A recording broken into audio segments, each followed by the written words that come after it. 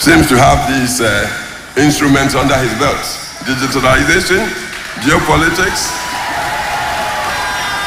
and additionally, we've seen him perform loyally under President Akufo-Addo, and he's been also in public view since he got selected as the vice presidential candidate in 2008. He's hallmarked by humility and the temperance requisite for the job of leading a nation in search of a way forward. Ghana has come to a crossroads, and I'm serious here. It's not the normal, regular politics we want. We want a leadership with a vision, even in the complex world I've talked about. A leader that would be able to marshal the new technologies, to pick the requisite manpower. And here, allow me, I'm a party man soundly, but I tell you, we should be talking about the nation and not so much about the party. We must get people of competence to work with him to find our way out of the confusion our society and economy have been plunged into. I wouldn't blame any side. Look at the track records of all the parties. I tell you, you can't find one that can say that in their time they were excellent or superb. No. We are in a new situation, and I believe the saying that cometh the man is now. Has come for this man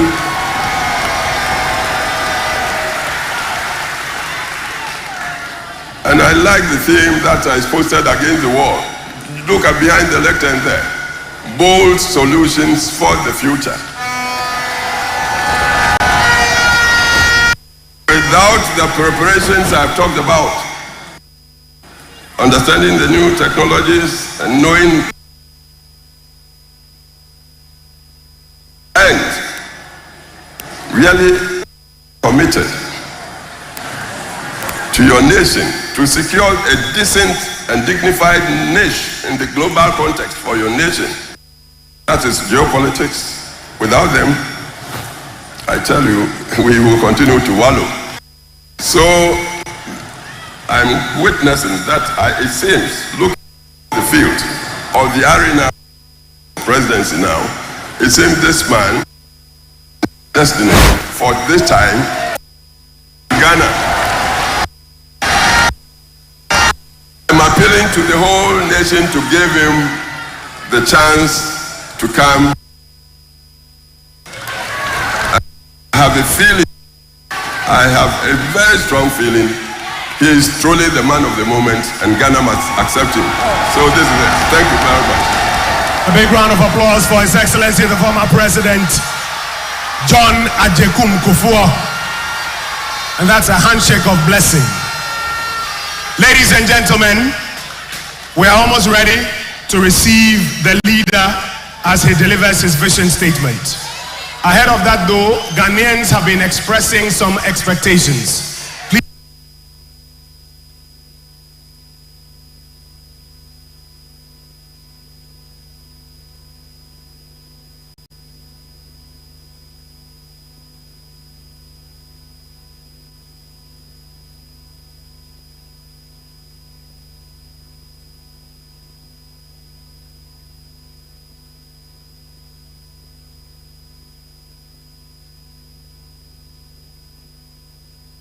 Government has for the last few years aggressively put in place measures to make possible the Vice President's digitization drive. There are certain things that ought to be in place in Ghana to be able to bring interest rates down on a sustainable basis.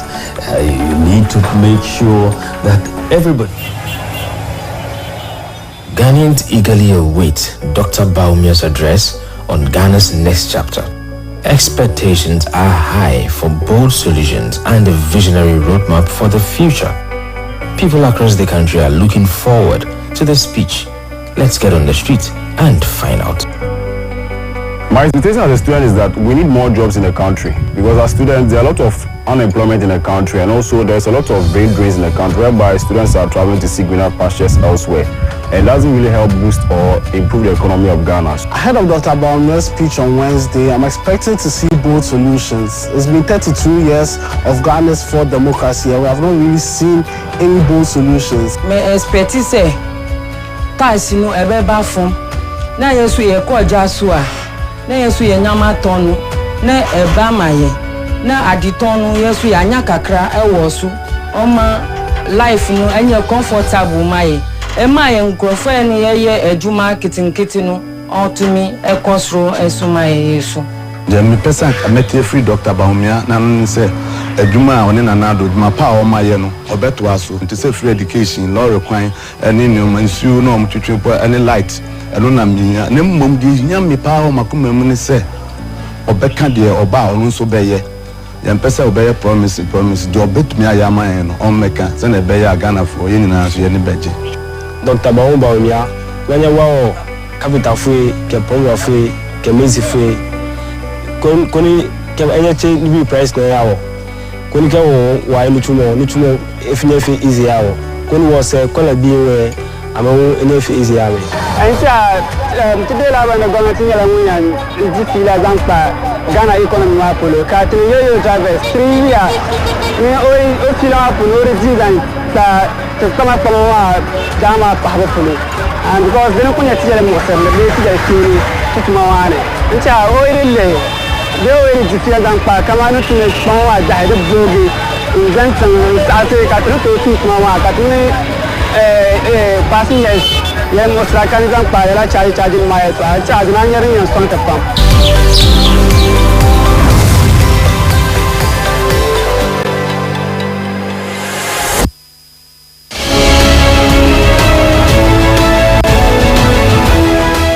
Between 2017 and now, the government of Ghana has executed tens of thousands of projects across the length and breadth of this country.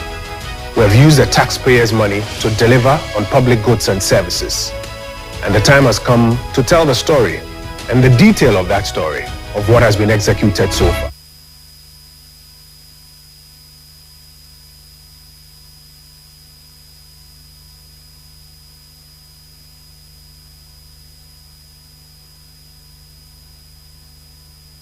Of the Ministry of Environment, Science, Technology and Innovation. We have taken the production of aquaculture from 4,000 to over 6,000 metric tons.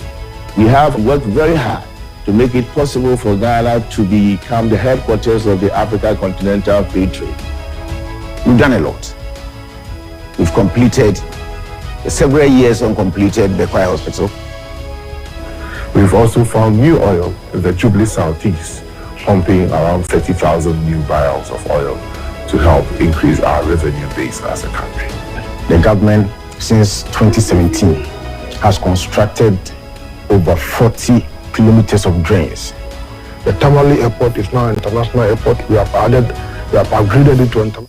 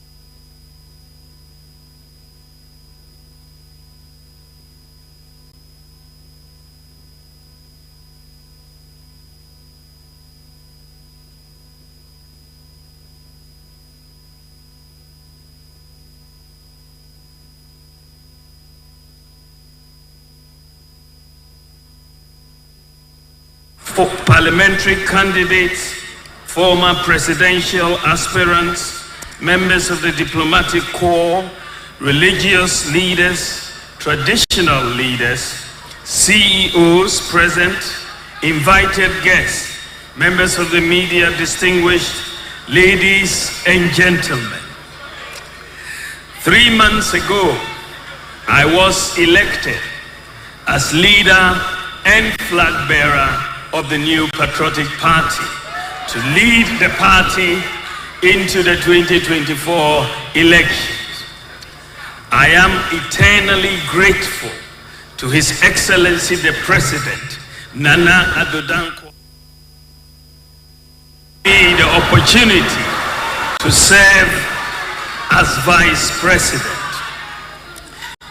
11 days ago, the party also completed its election of parliamentary candidates for the 2024 elections. Let me use this opportunity to also appreciate the leadership and grassroots of our beloved party, the MPP, for the seamless organization of the parliamentary primaries following on the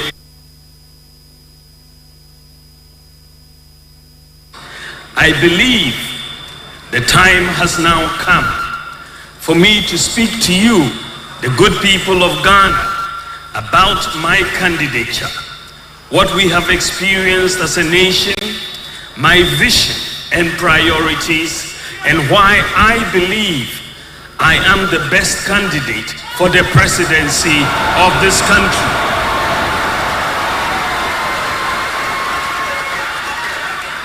I recognize that submitting myself to your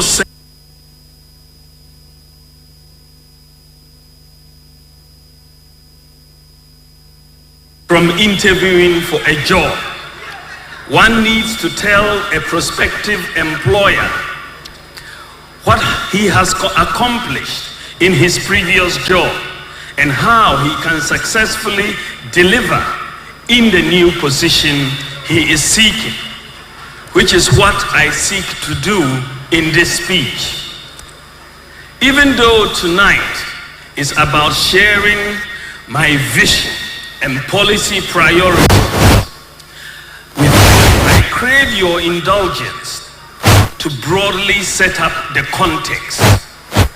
I will first talk about the record of our government and my contribution as Vice President before I lay out my vision. So I ask for your patience.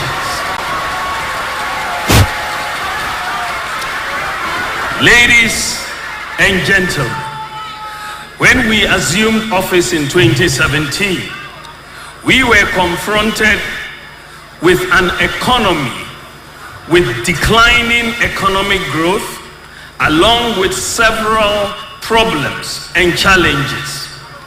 A graphic description of the state of the economy at the time was provided by the former president and my main opponent for the 2024 presidential election, who announced to the nation that the meat was finished and the economy was left with bones. Notwithstanding the difficult economy we inherited, we had to get on with it and start to fix the problems.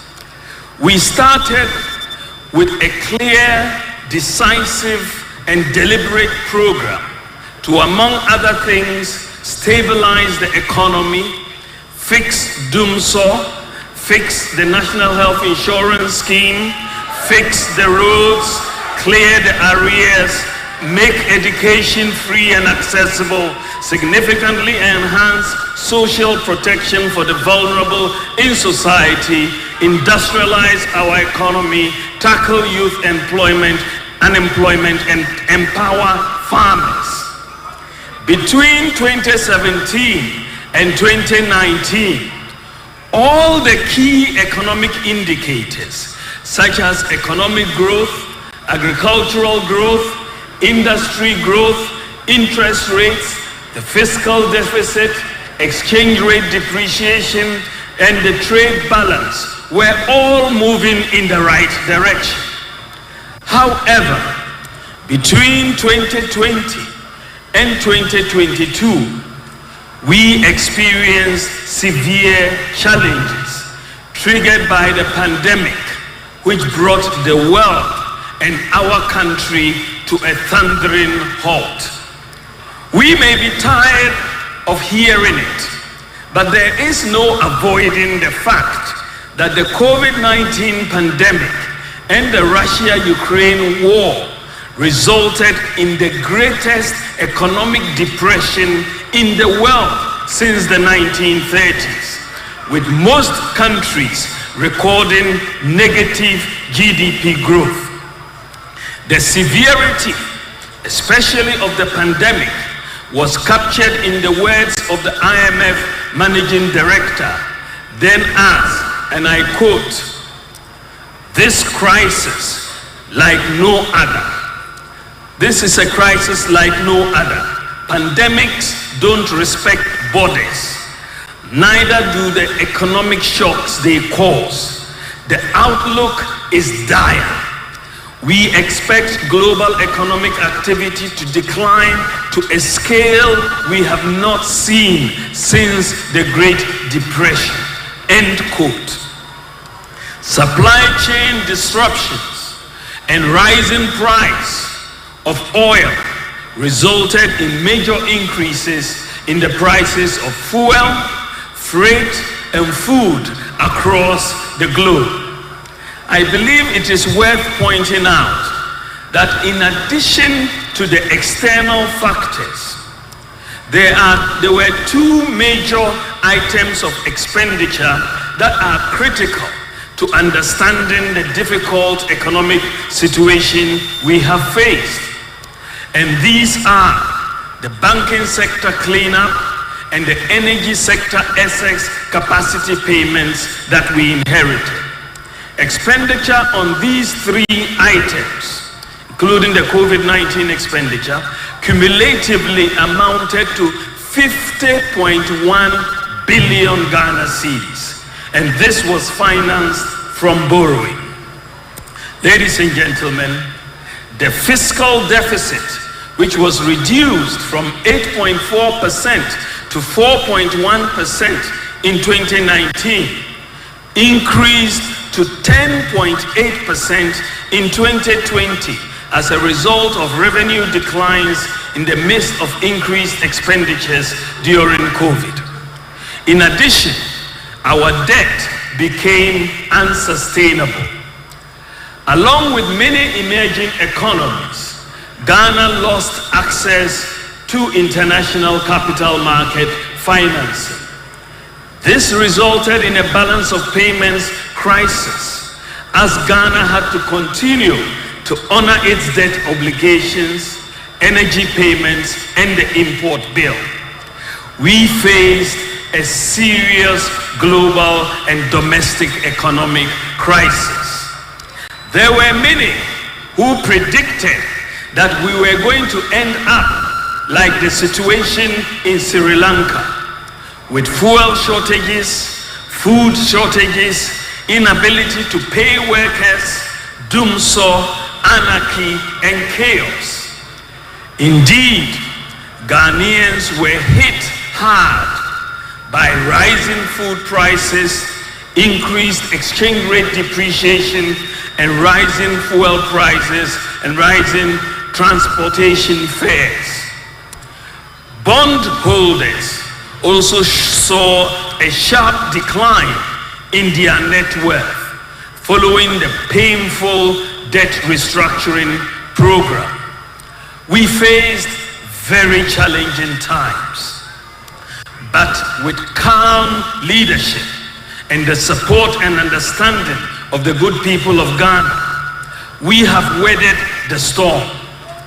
The government had to seek IMF support to stabilize our economy and restore fiscal and debt sustainability over 3 years. I must at this stage salute and give particular recognition to the Bank of Ghana, which has come under unfair criticism for taking the necessary measures which help pull the economy back from the brink. The Bank of Ghana provided needed financing to the government at that critical moment. What the Bank of Ghana did was very responsible in putting the interest of the good citizens of Ghana first. The data which is available shows that the financing provided to the government by the Bank of Ghana was temporary. The Bank of Ghana has provided zero financing to government in 5 out of the last 7 years. Zero financing in 2017, 2018, 2019, 2021, and 2023. The Bank of Ghana financing of government in the COVID-19 year of 2020 and the liquidity crisis year of 2022 was because of the domestic and global crisis, with underperforming revenue and no access to international capital markets. Ladies and gentlemen, the good news is that the data shows that the economy is recovering from the crisis we faced.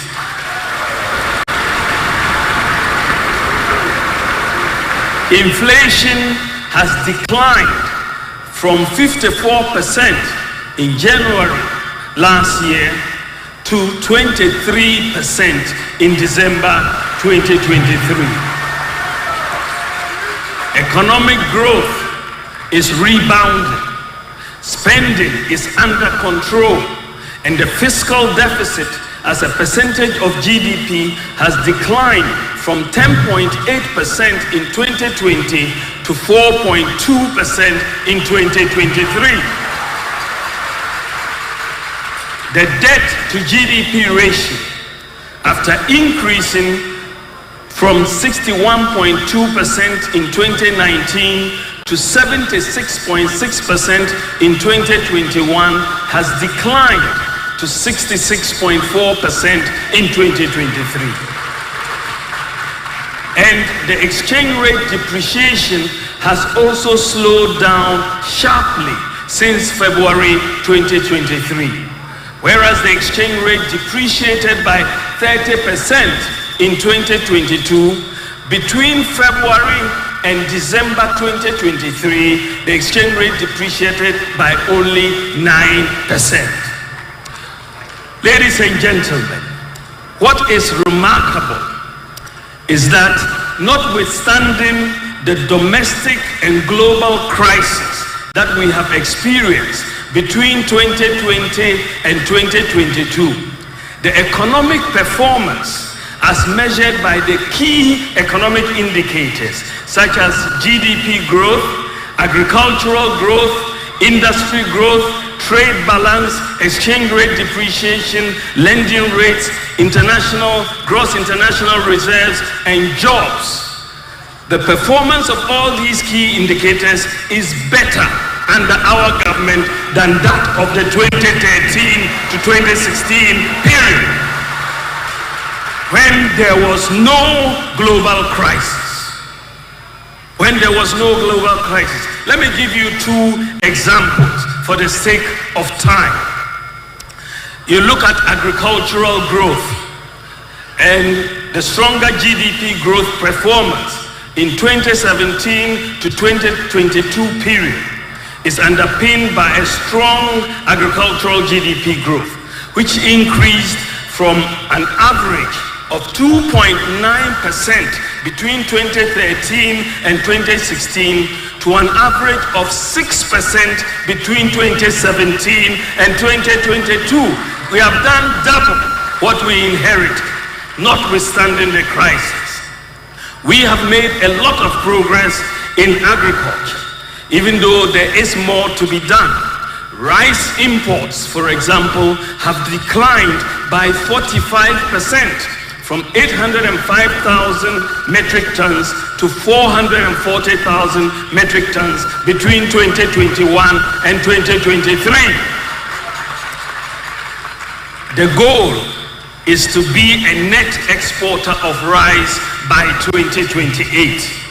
It is clear that some of our policy interventions, such as planting for food and jobs, have borne fruit. I now tackle exchange rate depreciation. On the performance of the cedi exchange rate, it is also interesting to note that between 2013 and 2016, just before we came into office, the cedi depreciated by an average of 17.7% annually. But since 2016, between 2017 and 2020, there was a significant decline in cedi depreciation to an average of 7.5%. The average cedi depreciation further declined to 6.8% between 2017 and 2021. However, the 30% depreciation of the cedi in 2022 resulted in the average depreciation of the cedi between 2017 and 2022 to be 10.75%. So again, notwithstanding the domestic and global economic crisis, the depreciation of the cedi under our government is lower than that we inherited from the 2013 to 2016 period. Let me talk about jobs. What is probably the most remarkable development in terms of the economy is that our government has created 2.1 million jobs between 2017 and 2022, notwithstanding the global economic crisis. The public sector recruited 1.2 million people, while the private sector created 975,000 jobs according to SNIT data.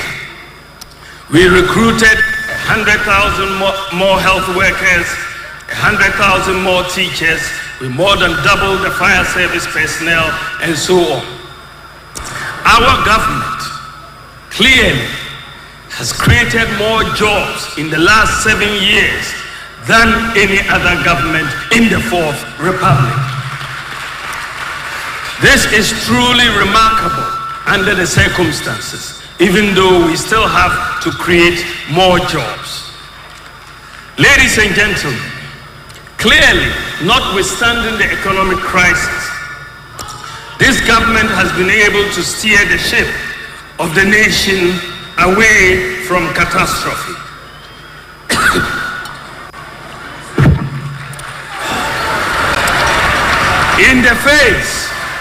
In the face of the crisis, overall performance of the economy in areas such as GDP growth, agricultural growth, industrial growth, trade balance, gross international reserves, and job creation has demonstrated resilience. Ladies and gentlemen, available data also shows that notwithstanding the challenging economy we inherited and the global economic crisis that ensued, government has chalked a large number of achievements across the country. Due to the constraints of time, I will only be able to enumerate a few of these achievements. However, government will soon outdoor our performance tracker in the next few weeks, which will detail all of our achievements in every sector and every district in the Republic of Ghana. But I will name just a few of the achievements. We have undertaken a major roads construction and rehabilitation program across the country. Over 11,674 kilometers of roads according to data from the Ministry of Roads and Highways. I am not aware of any government that has done as much in the road sector since 1992. We have initiated and overseen the construction and rehabilitation of more railways than any other government since 1992. Achimota in Sawam, Accra, Tema, Kojokrom Takwa, Kojokrom Manso, and Tema Mpakadai. We have extended the rural telephony network to more areas than any other government since 1992. We have increased the network from 78 sites to 1,008 sites. We have constructed more fish landing sites than any other government.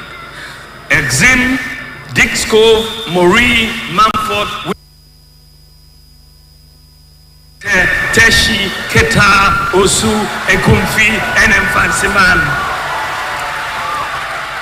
Ladies and gentlemen, our government has constructed more sports facilities than any other government since 1992.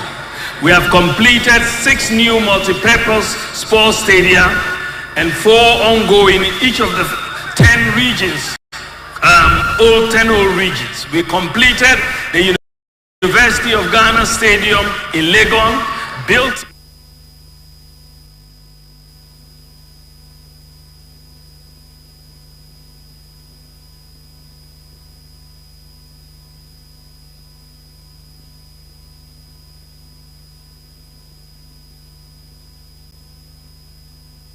constructed more infrastructure and implemented more development policies in the Zongo communities than any other government since 92. The Zongo Development Fund has completed over 200 infrastructure projects in Zongo communities.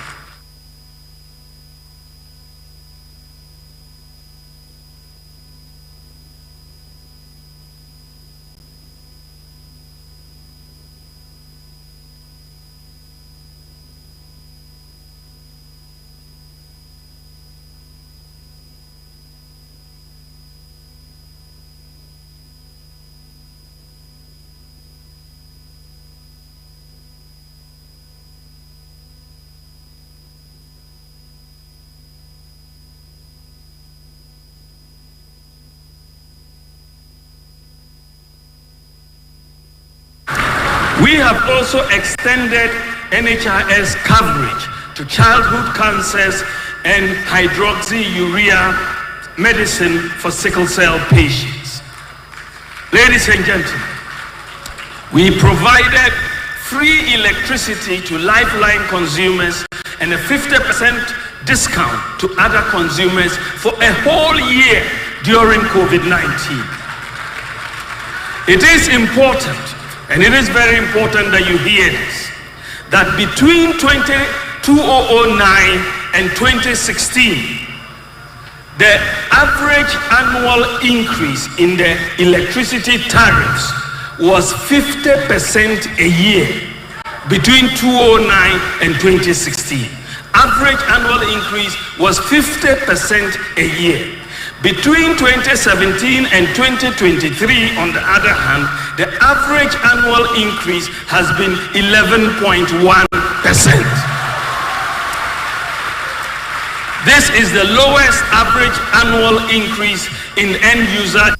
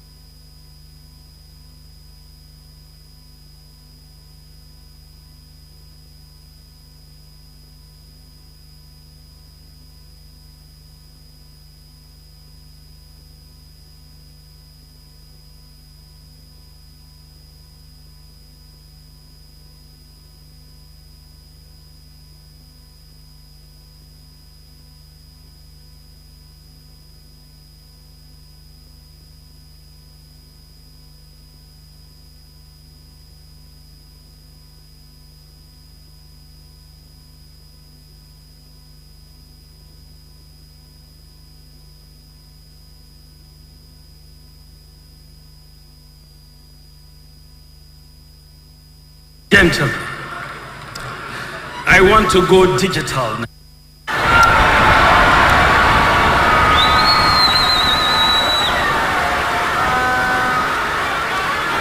We were elected into office in December 2016 to solve many of the systemic problems and challenges that our citizens were facing, and which we had highlighted in our manifesto. For example, there was no unique identity, no property address system, fake birth certificates, and so on. We had lived with many of these problems since independence. For me, to lead is to solve. Indeed,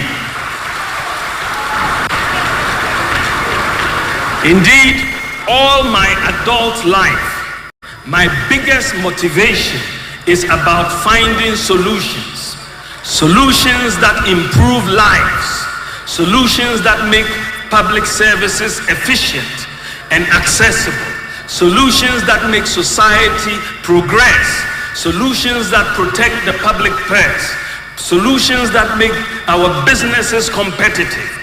I derive my greatest satisfaction from solving problems, and I have done so whenever I am given the opportunity, and will do more if I am given the mandate to do so.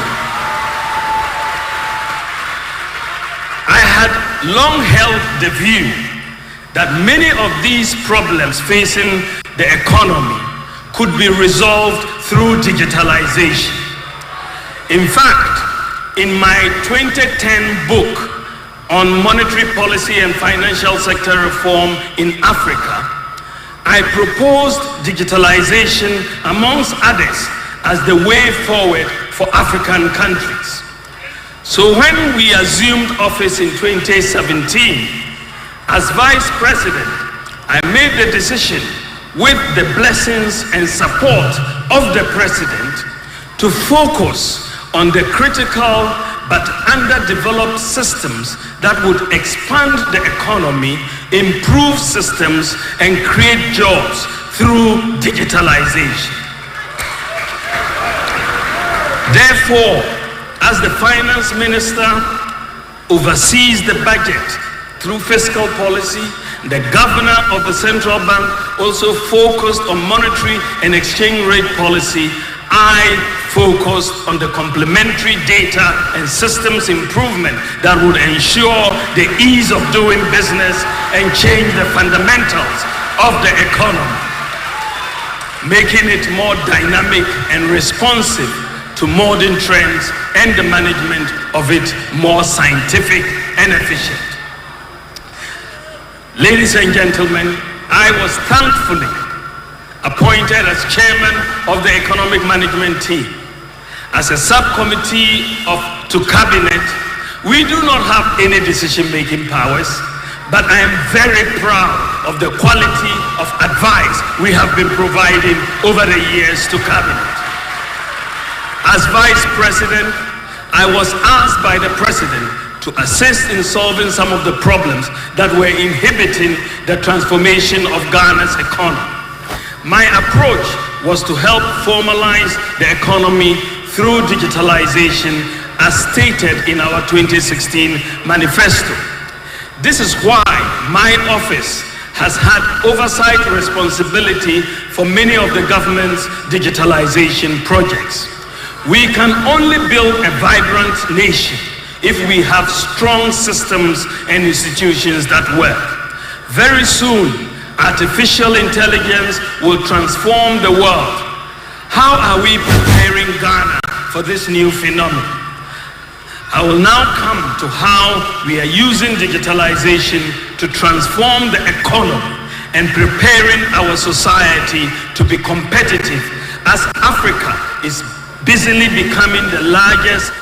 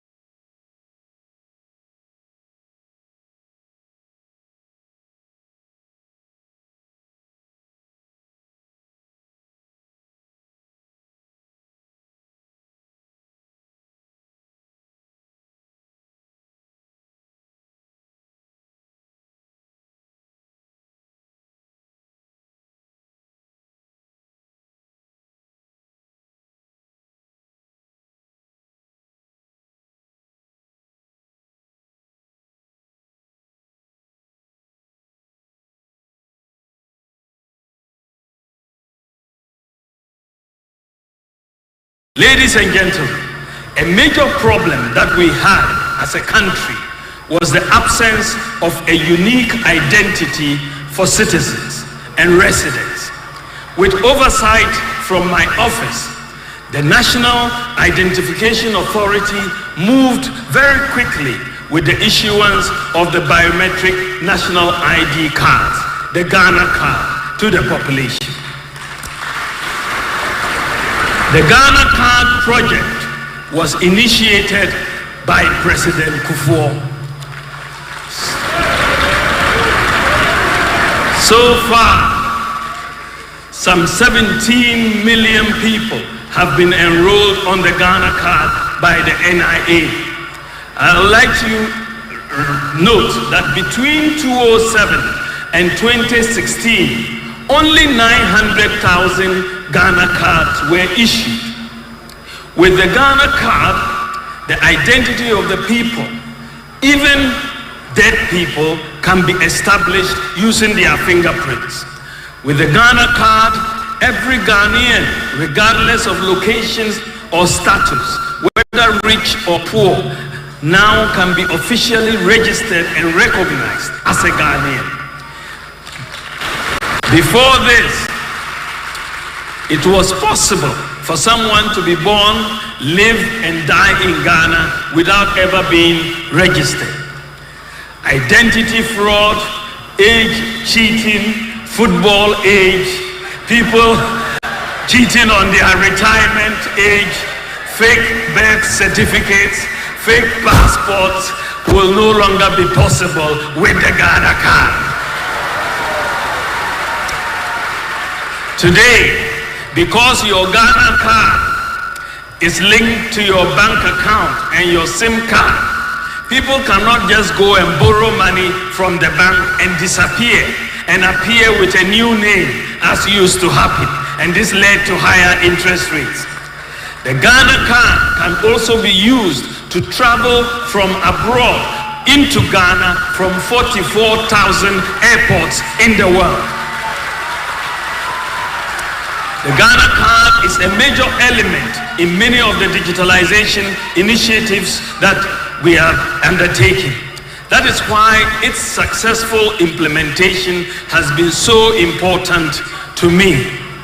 Ladies and gentlemen, to solve the problem of a lack of a working address system in Ghana, with oversight from my office, we have leveraged on GPS technology to implement a digital address system for Ghana, capturing every square inch of land or water in Ghana.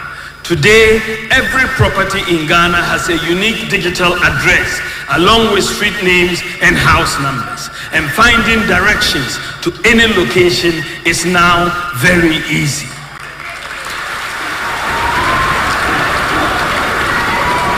Ladies and gentlemen, we faced a major problem of a very few people having access to financial services.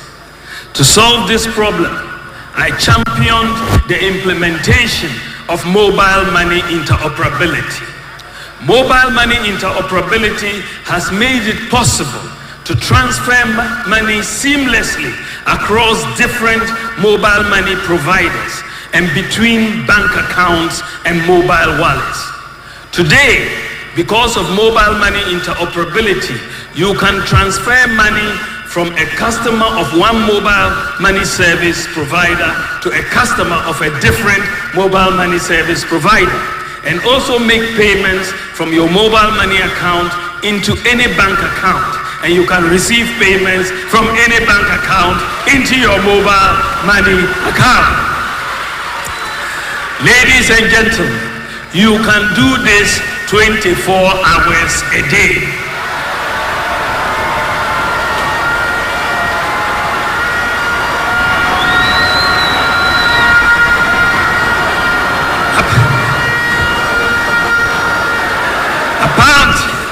Apart from achieving financial inclusion, mobile money interoperability has also significantly promoted a cashless culture, especially by our market women, and the business community, thus reducing robberies and attacks on market women and business folks on our highways.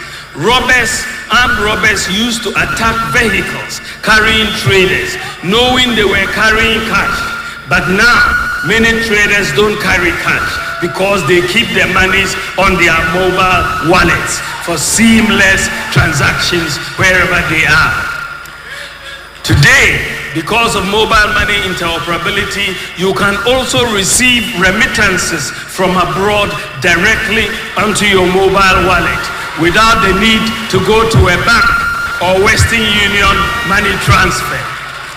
Because the mobile money account performs just like a bank account, as a result of mobile money interoperability, over 90% of Ghanaian adults have mobile money accounts that function just like bank accounts. Distinguished ladies and gentlemen, we have basically solved the problem of financial exclusion in Ghana. The State of Inclusive Instant Payment Report has ranked Ghana as the #1 in Africa in terms of access to financial inclusion. #1 in the whole of Africa. Today, because of digitalization, anyone can do banking and digital financial transactions 24 hours a day.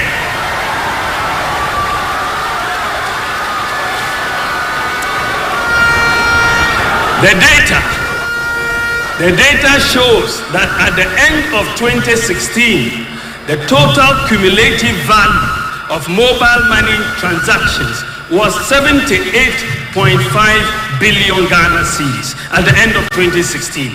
Following mobile money interoperability, the total cumulative value of mobile money transactions has increased from 78.5 billion to 1.9 trillion cedis in 2023.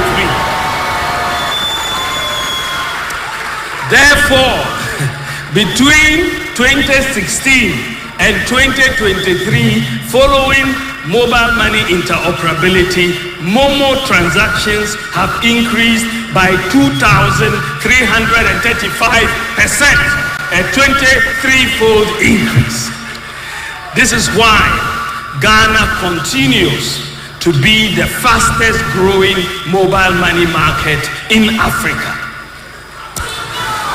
Ladies and gentlemen, the digital payments infrastructure that we have put in place is boosting e-commerce in Ghana.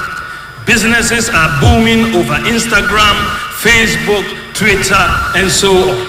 Many people who could not afford to rent or build shops. Ghana is currently ranked #6 in Africa in terms of e-commerce. #6 in Africa, behind Mauritius, Nigeria, South Africa, Tunisia, and Morocco, according to ANCTA. Ladies and gentlemen, addressing corruption in the public service, our approach to improving delivery of public services is to minimize human contact as much as possible. Therefore, we embarked on an aggressive digitalization of processes of service delivery across many public institutions with coordination from my office. When you look at the passport office, we have digitalized the passport office with oversight from my office. With digitalization, the average turnaround for acquisition of passports has been significantly reduced. And today, because of digitalization of the passport office, you can apply for your passport online from your home 24 hours a day.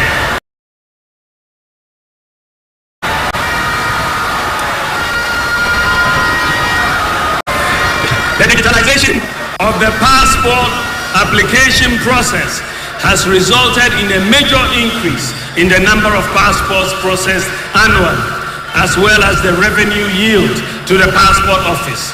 In 2018, the total number of passports issued was 346,911, and the revenue generated in 2018 was 11.8 million. By 2023, following digitalization, the passport office issued 751,761 passports with revenue of 94 million Ghana cedis. The ultimate objective is to eradicate human interface in all phases of the passport application process, to give true meaning to the online filing and processing of forms. I will come back to this issue of passport shortly when I get into my vision and priorities.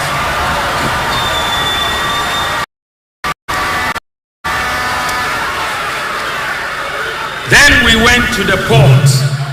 Distinguished ladies and gentlemen, previously, the bureaucracy in the clearing of goods at Ghana's ports involved a lot of paperwork, which used to be largely manual. This caused delays, corruption, inefficiencies, frustration, and loss of revenue to government. Many citizens who had cleared goods at the country's ports had horror stories about their experiences at the port. With oversight from my office, the introduction of a paperless port system has reduced the layers and simplified the process, reduced the time needed to clear goods and the avenues for corruption, and increased efficiencies and revenue mobilization at the ports. Digitalization has also taken place at the Drivers and Vehicle Licensing Authority, which offers two traditional services: driver licensing and vehicle registration services. And today, the office services that DVLA is offering can be matched, well, they're just world class. They can be matched to any other country. Ladies and gentlemen, my office also worked with the National Insurance Commission to implement the motor insurance database. The objective of the introduction of the motor insurance database is to provide more safeguards for the millions of Ghanaians who travel by road by ensuring that vehicles are insured. It also curbs the menace of vehicles with fake motor insurance stickers plying our roads and thus endangering lives and property. With digitalization of the motor insurance in Ghana, members of the public can now self-check the authenticity of their insurance policy by dialing a USSD code *920*57# and follow the instructions. You put in the number, it will tell you whether the car is insured or is not insured. So today you can know the status of the vehicle, is the insurance status of any vehicle 24 hours a day.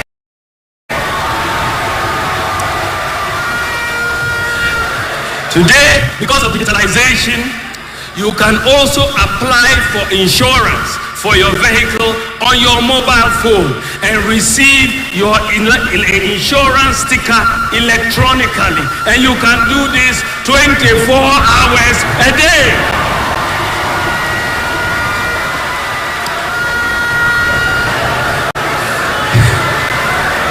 Ladies and gentlemen, with oversight from my office, we have digitized the births and deaths registry, and we have just completed the integration of the births and deaths registry with the databases of the Ghana Health Service and the National Identification Authority, so that the record of births and deaths would be consistent across all of these databases. Starting this quarter, in fact, I will launch this in a few weeks, but starting this quarter, newborn children in Ghana will be given a Ghana card number. But the actual Ghana card will be issued when the child is 6 years old, when his or her biometrics are fully formed. So we are bringing Abrochere to Ghana. Ladies and gentlemen, in the past, candidates applying for a scholarship usually had to travel from all parts of Ghana to Accra to take part in the application process. This caused a great deal of inconvenience for applicants seeking government sponsorships. The manual processes of the Scholarship Secretariat resulted in an inefficient administration of scholarships in the country. With the digitalization of the Scholarship Secretariat, candidates can now apply for scholarship from the comfort of their homes 24 hours a day and take aptitude tests and be interviewed in their own districts. The Ghana.gov platform. Ladies and gentlemen, to make it easy to access government services, I led the initiative to establish the Ghana.gov platform, which was implemented with oversight from my office. The Ghana.gov platform is a one-stop shop for accessing government services. So far, out of the 1,516 ministries, departments, and agencies targeted, we have onboarded 1,503 of them onto the Ghana.gov platform for e-government services. So 99% of MMDAs have been onboarded on the Ghana.gov platform. All payments on the Ghana.gov platform go directly into the government accounts to ensuring transparency. Since 2020, a total of 201 billion Ghana cedis has been collected for government on the platform. For services onboarded and receiving payments, you should be able to apply for and obtain any government service online through the Ghana.gov platform 24 hours a day. Digitalization has therefore dealt a severe blow to correct the corruption involved in the collection of payments by different institutions for government. The progress Ghana has made in the provision of e-government services is remarkable. According to the UNDP 2022 e-governance index, Ghana is ranked #1 in West Africa and #4 in the whole of Africa in terms of e-governance. And we are ahead of countries such as Rwanda, Botswana, Cote d'Ivoire, Senegal, Kenya, and Uganda. With oversight from my office, ladies and gentlemen, digitalization at the Electricity Company of Ghana has allowed the buying of electricity credit on your mobile phone through the mobile ECG app. This has provided relief to customers who no longer have to queue for long hours to buy electricity units. Also, for people whose credit runs out at odd hours, they can purchase electricity credit on their mobile phones 24 hours a day. Now, for people who need a new service or a separate meter from ECG, they can also apply online 24 hours a day.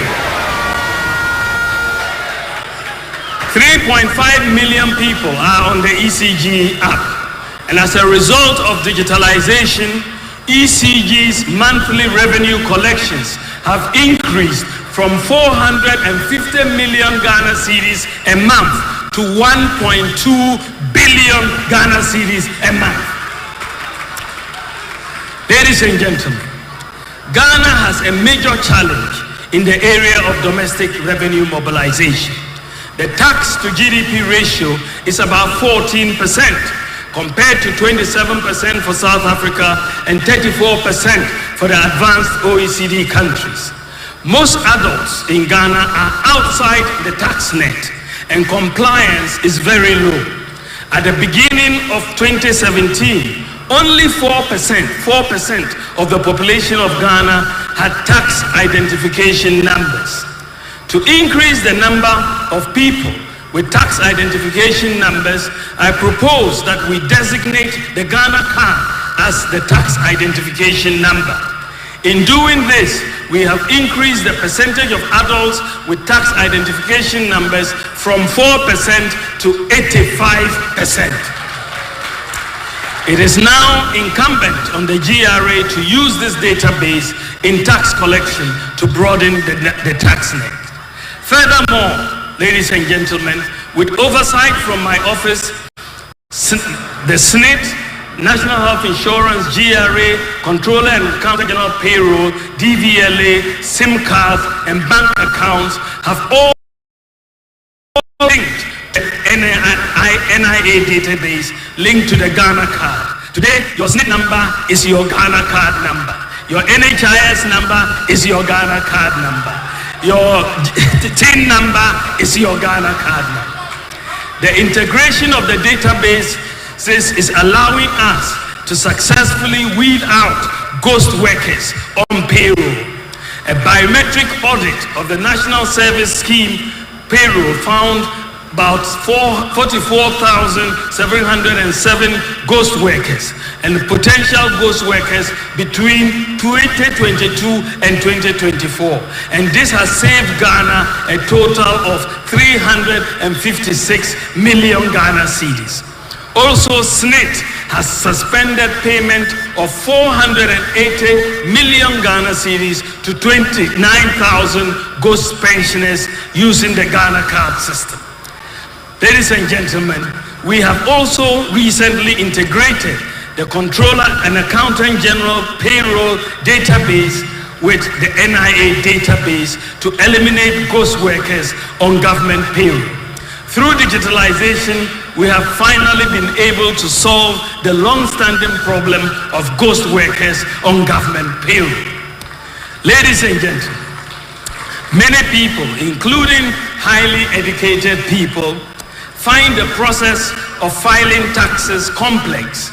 To make it easier and less cumbersome to file taxes, I challenged the GRA to come up with a simple-to-use mobile app to enable ordinary people to file and pay taxes using their mobile phones. And this has been done. Today, you can file your taxes 24 hours a day on your mobile phone. Ladies and gentlemen, in the area of healthcare, digitalization of hospital medical records, to make healthcare easily accessible across the country, we have overseen the connection of health facilities under the Ghana Health Service onto one digital platform. So far, all teaching hospitals, all regional hospitals, and all district hospitals have been connected and can talk to each other. The goal is to network over 90% of all hospitals in Ghana by the end of next year. So currently, if you are referred from a hospital like Tamale Teaching Hospital to Kolebu Teaching Hospital, you do not need to carry a folder. All your records will be seen and monitored by the doctor in Kolebu when you arrive. Patients will have only one digital folder wherever they go. Your health records can be accessed 24 hours a day from any of the 302 network hospitals. Ladies and gentlemen, digitizing the operations of the National Health Insurance Authority has helped to reduce fraudulent claims. The renewal of all national health insurance registrations used to take place at various NHIA district offices. This led to backlogs and long queues. In some instances, people slept for days at some district hospitals. These delays hampered the operations and limited the revenue streams of the NHIA. With oversight from my office, we have digitalized the enrollment and renewal of the National Health Insurance membership. Following digitalization, Renewal of national health insurance registration via mobile phone can now take place 24 hours a day. And this has eliminated the bottlenecks that were there. I now come to drones. Ladies and gentlemen, I remember with so much pain when my father underwent an operation in Tamale Teaching Hospital. He was losing blood that night, and the doctors were trying to get blood for him. We rushed to the hospital blood bank, but it was closed. I tried to get the phone number of the one in charge and made several calls, but he did not pick up. We were running against time, and by the morning, my father had died. That painful experience is forever with me.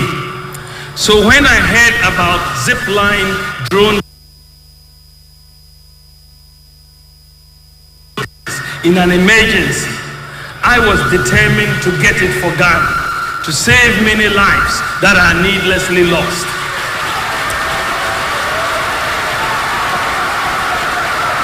I went to Silicon Valley in the USA, and I had a meeting with the co-founder of Zipline, Robert Keller, and convinced him to set up Zipline in Ghana. When I announced the imminent arrival of Zipline in Ghana, our friends in the opposition said that the drones were for taking pictures of women in their bathrooms. Ladies and gentlemen, previously, hospitals and clinics in remote and largely rural communities like Nyangosre in Afajato South, Afram Plains, Yagaba, or Yunyo had difficulty of getting medical supplies, especially in times of emergencies involving snake bites, childbirth, blood loss, floods, and so on. Many lives are needlessly lost because the hospitals are unable to access critically needed supplies on time. To address this problem, Ghana opted to partner Zipline, the world's largest automated on-demand delivery service for medical supplies. We've established 6 Zipline distribution centers in Omanako, in the Eastern region, Panya, Ashanti, Mampong, Vopsi in Northeast region, Seshuri also, Kitikrachi, Enum. And Zipline has made millions of deliveries of medicines, blood, and vaccines to many remote parts of Ghana and has saved many lives. Ladies and gentlemen, Zipline services are available 24 hours a day. I should add rather proudly that Ghana is currently the largest medical drone delivery service in the whole world. The whole world. What is even more impressive is that the drone centers are 100% manned by young, talented Ghanaians. They are manning all of the drones. Ladies and gentlemen, in 2019, I challenged the Pharmaceutical Society of Ghana during their annual meeting in Ho to go digital and place all pharmacies in Ghana on a digital platform for ease of access by Ghanaians. The Pharmacy Council, in collaboration with the private sector, has completed the work on a digital platform for all pharmacies in Ghana. Basically, the National Electronic Pharmacy Platform will offer the opportunity for everybody through a mobile phone to upload your prescriptions and find out which pharmacies near you have the medicines. Secondly, you can compare the prices of the same drug offered by the different pharmacies and decide where you want to order from. And those orders will be delivered using your digital address at home. Ghanaians will experience the e-pharmacy platform in full operation this year when every pharmacy is onboarded. E-pharmacy services will be available 24 hours a day. Ladies and gentlemen, over the last 7 years, we have witnessed what some international observers have described as an extraordinary digitalization of the Ghanaian economy. But this extraordinary digitalization has not happened in a vacuum. We have had to put in place critical infrastructure to support digitalization. I should note that 93% of the NCA licensed fiber optic cable in Ghana, the total licensed fiber optic cable is 7,234 kilometers, but 93% of that was put in place since 2017. Since 2017. In addition, we've implemented a national government cloud infrastructure, cybersecurity infrastructure, deployed the public key infrastructure, PKI, to provide another layer of security to students, to citizens, to support digitalization. Ladies and gentlemen, what is remarkable about Ghana's digitalization journey is that the various initiatives were implemented using local IT companies and local talent. It was deliberately done that way. So, ladies and gentlemen, if as my prospective employer, you ask me the question, so Dr. Bawumia, you want to be president of Ghana, can you tell us what you did for Ghana in your capacity as vice president? I will say in response that I have, with the support of the president, I've had the honor and the privilege to be given the opportunity to initiate, champion, or oversee many problem-solving policy initiatives. Many of these include many of the digitalization initiatives that I have just discussed, the no guarantor student loans with a Ghana card, one constituency, one ambulance, zipline drones, Agenda 111, the Sino-Hydro Barter Agreement, provision of hydroxyurea for sickle cell patients, Zongo Development Fund, the Bank of Ghana Gold Purchase Program, the Gold for Oil Policy, abolishing the filling of embarkation cards, Go Ride Taxi Service, the system to tackle ghost names on the public payroll, and many more. It is important, ladies and gentlemen, to note that many of the transformational policy initiatives that we have introduced since 2017 are being done for the first time since independence. What is interesting is that because many of them have not been done before, many people who think in terms of impossibility argue that they were not possible, but we have made them possible.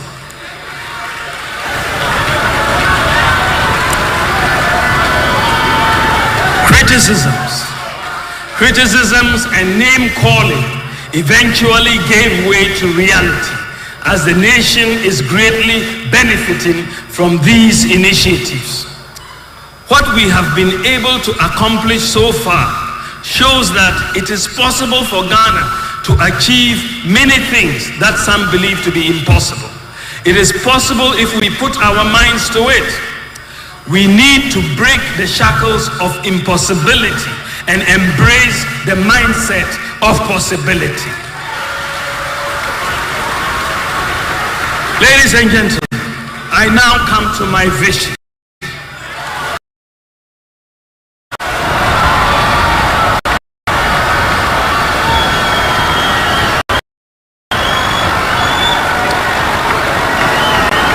Ladies and gentlemen,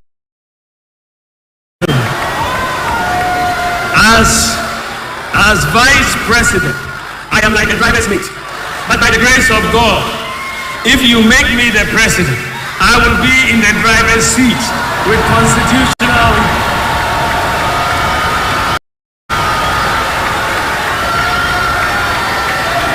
I will constitutionally mandated authority to pursue my vision and my priorities. So what do I want to do in terms of vision and priorities and policies if you give me the opportunity by the grace of God to become President of the Republic of Ghana?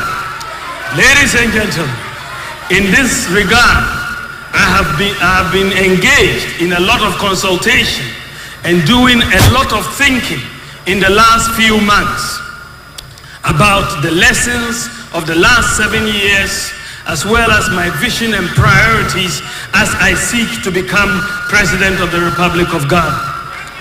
Clearly, the initial conditions that we inherited in 2017 are not the same as will be in 2025.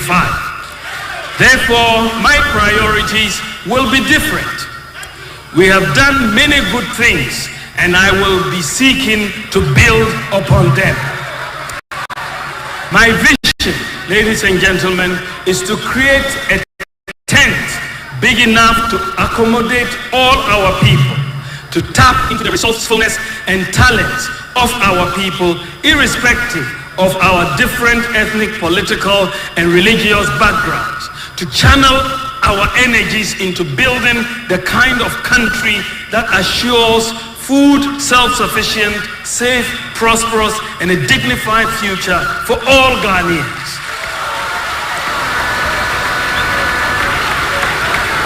To create sustainable jobs with meaningful pay for all and for Ghana to participate fully in the fourth industrial revolution using systems and data.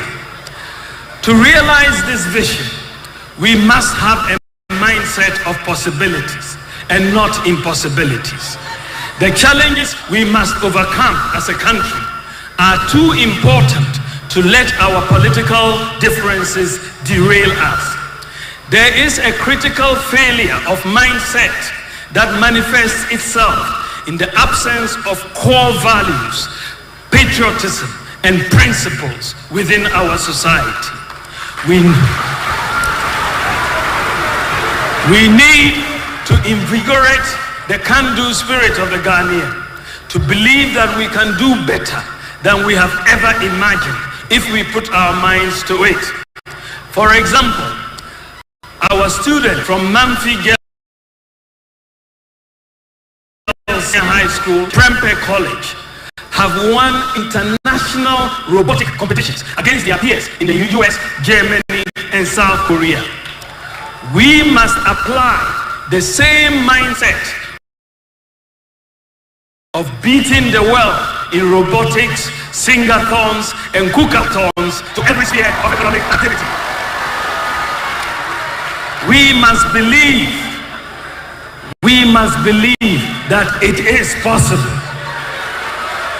This must be inculcated in our children from home and in school. This is why we are going to introduce a growth mindset curriculum in our schools to help students build critical skills such as problem solving, risk taking, opportunity spotting, and design thinking. Ladies and gentlemen, in the area of macroeconomic stability, a major goal of my government will be to attain and sustain macroeconomic stability with low inflation, low interest rates, exchange rate stability, and low budget deficits. In terms of prudently managing our expenditures, to reduce the budget deficit and interest rates, my government will enhance fiscal discipline through an independent Fiscal Responsibility Council enshrined in the Fiscal Responsibility Act 2018, Act 982. The Fiscal Responsibility Act will also be amended to add a fiscal rule that requires that budgeted expenditure in any year does not exceed 105% of the previous year's tax revenue. This will prevent the experience estimates of budgetary expenditures based on optimistic revenue forecasts, which many a time do not materialize. Ladies and gentlemen, furthermore, my government will reduce the fiscal burden on government by leveraging the private sector. Under the two-term administration of my boss, His Excellency Nana Addo Dankwa Akufo-Addo's government, we have put in place many social safety nets like free SHS, free TVET, and so on. With all these social safety nets in place, my government will now focus on jobs and wealth creation by the private sector for all Ghanaians. My administration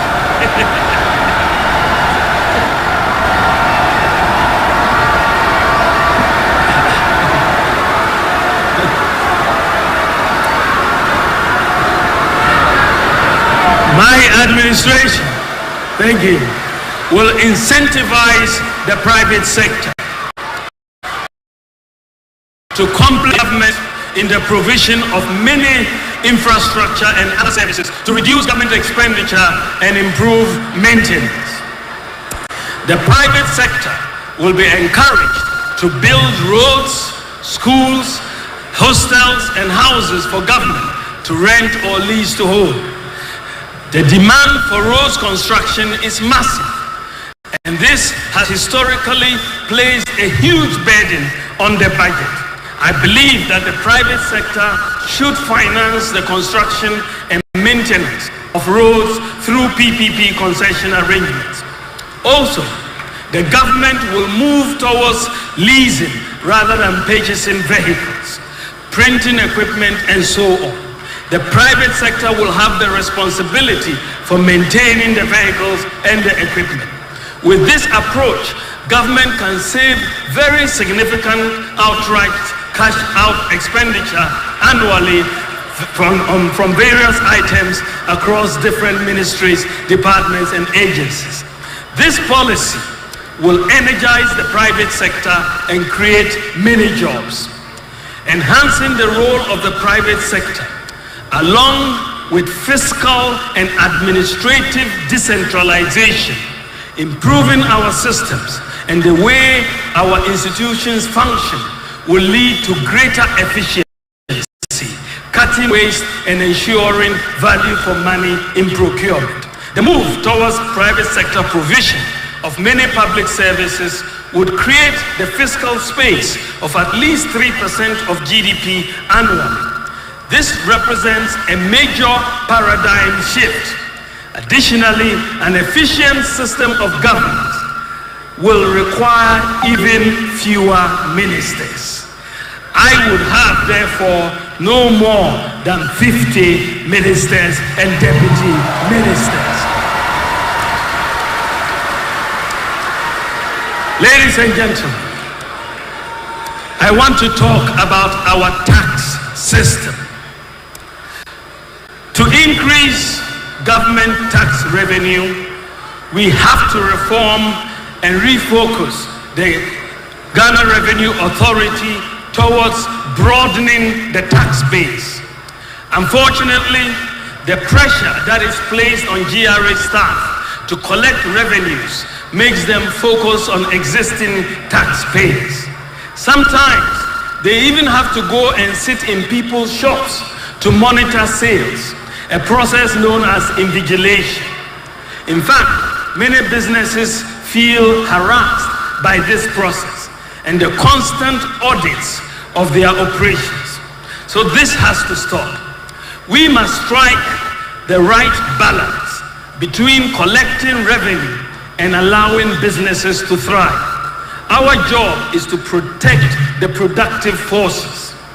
The World Bank has estimated that revenues amounting to 13% of GDP, that is $24 billion in 2023, are not collected because people are outside the tax net. Even collecting half or a quarter of this annually will be a game changer for our public's finances.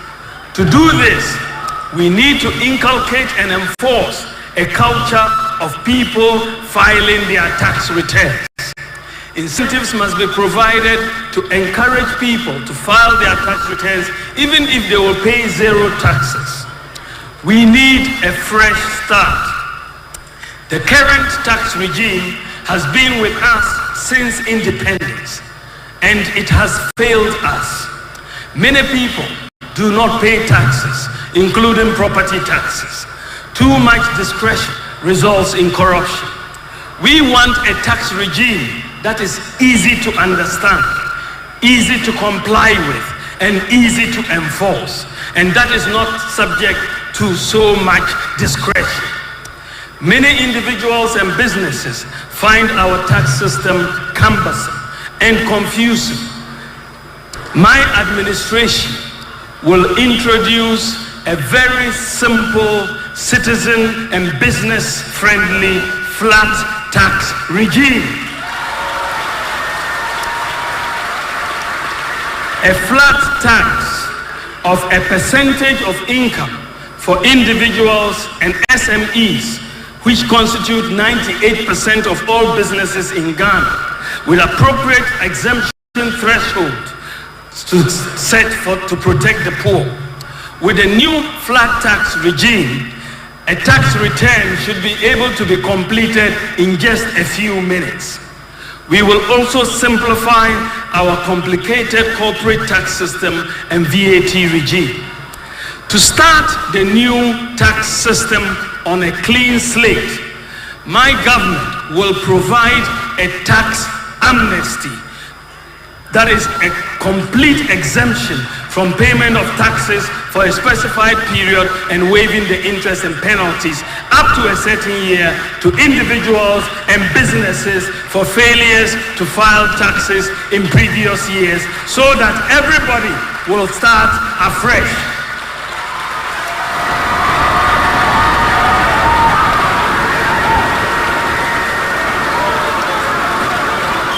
Tax digitalization will be implemented across all aspects of tax administration. Everyone will be required to file a very simple tax return electronically through their mobile phone or computer. There will be no manual or paper filing of taxes under my administration. Assessments by GRA will also be faceless. Faceless assessments will provide transparency and accountability. There will be no need to send GRA officers to go and sit in shops. E-invoicing as being implemented by the GRA will be extended to all companies. Estonia, India, and Mexico provide very useful models for Ghana in the area of tax digitalization. Ladies and gentlemen, in addition, any audits by GRA will also be done electronically and facelessly. Furthermore, no entity will be audited more than once in 5 years unless anomalies are detected which the individual or company does not correct after being given the opportunity to do so. We will amend the law such that if there is a dispute about tax assessment, a binding arbitration will take place through a body constituted by institutions such as the Ghana Arbitration Center, Institute of Taxation, AGI, Institute of Chartered Accountants, Private Enterprise Foundation, Ghana Employers Association, and so on, with a mandate to resolve any appeal in a maximum of 3 months. This will not affect companies, however, who by their agreements have such arbitrations taking place in international jurisdictions. Ladies and gentlemen, with cuts in government expenditure, the private sector undertaking expenditure that would normally be done by government, and the new tax regime, the flat tax regime, that will enhance compliance, broaden the tax base, and increase tax revenue. With these policies, the situation we are going to face in 2025 is going to be very different from the situation we faced in 2020 and 2022. With the policy measures implemented so far, we have outperformed the IMF fiscal deficit target of 5% by attaining a fiscal deficit target of 4.2% in 2023. The new policies that I am proposing to implement in 2025 will give us the fiscal space to eliminate some taxes, such as the proposed VAT on electricity, if they are still on the books, the emissions tax, and the betting tax, without compromising our fiscal deficit. Ladies and gentlemen, I want to build a Ghana where we leverage technology, data, and systems for inclusive economic growth. I want us to apply digital technology, STEM, robotics, and artificial intelligence for the transformation of agriculture, healthcare, education, manufacturing, fintech, and public service delivery. As part of this process, it is my goal to eliminate the digital divide by achieving close to 100% internet penetration in Ghana. We have already made significant progress in this direction by increasing internet penetration from 34% in 2016 to 72% in 2023. So we've more than doubled internet penetration. The task in the next 4 years is to move from 72% to close to 100% internet penetration. It is possible. I want to see Ghana build the digital talent that we require for the fourth industrial revolution. This will mean providing digital and software skills to hundreds of thousands of youth. This, along with other policies, will create jobs for the youth, including school dropouts. In collaboration with the private sector, we will train at least 1 million youth in IT skills, including software developers, to provide job opportunities worldwide. Generally, there will be an enhanced focus on TVET education. My government will also support the establishment of a national open university, Ghana, in collaboration with the private sector, with a focus on technical and vocational skills and ICT. Ladies and gentlemen, to help our youth get jobs, I believe it is time to rethink the concept of the current national service scheme. My government will propose that those who, after completion of their education, can secure jobs will be exempted from national service. National service will no longer be mandatory, and students will have the option to decide whether to do national service or not.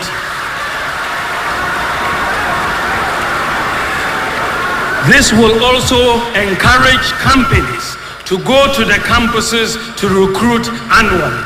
This time they don't go because of national service. Ladies and gentlemen, to prepare our children for the fourth industrial revolution workplace, I will enhance the repositioning of the education system towards STEM, robotics, artificial intelligence, and vocational skills to cope with the demands of the fourth industrial revolution and job creation. My government will make coding and robotics standard in senior high school. The foundation for this is being laid with the provision of laptops to senior high school students very soon. Teachers have already been given the requisite training. Following the senior high school, we will also implement a one student, one laptops policy for tertiary students through the provision of a zero interest loan with a 70% discount on the cost of the laptop payable over 4 years for tertiary students who need laptops. Furthermore, to become a digital hub in Africa, Ghana's telecom industry needs more investment. The cost of data for the ordinary Ghanaian has become too expensive. It goes against the very ethos of our digitalization journey. The industry cannot continue to operate at the efficiency and pricing levels of the least efficient operators. The focus has to be on the best efficiency and pricing for the consumer.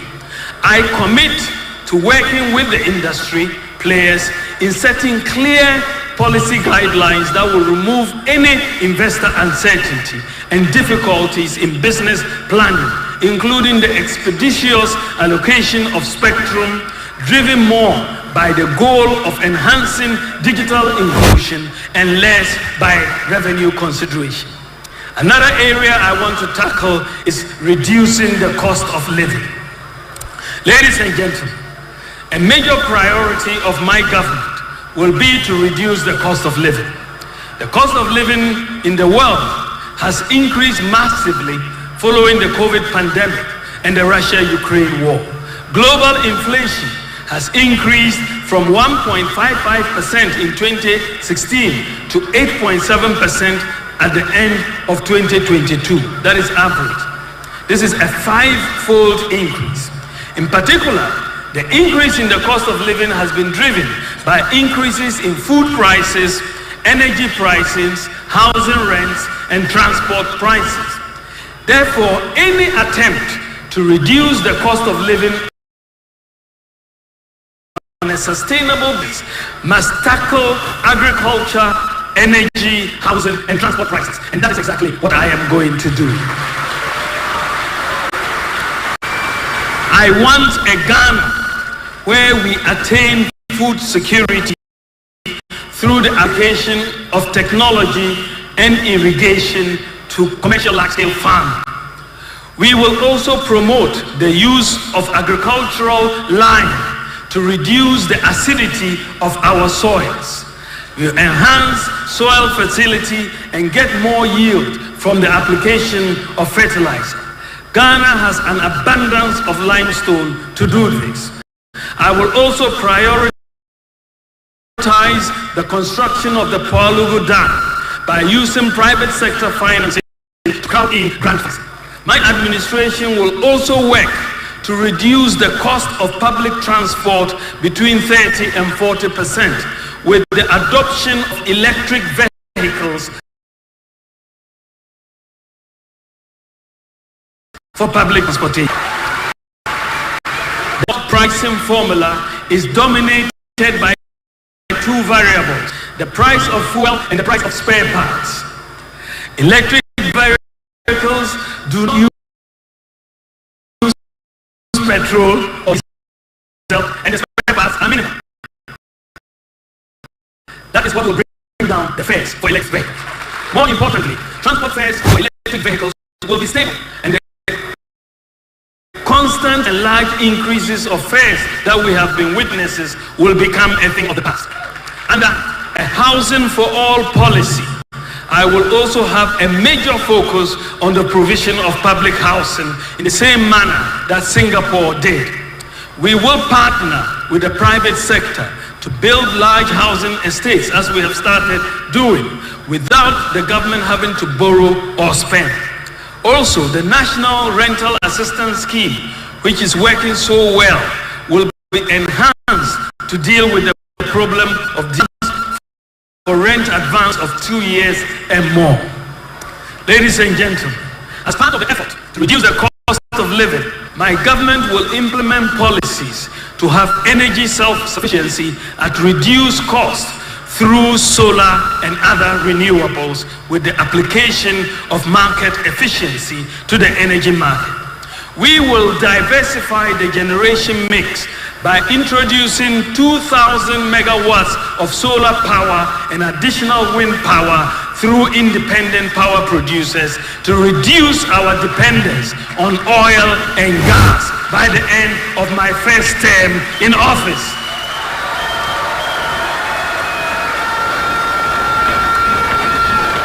Introducing solar power will significantly reduce the cost of electricity.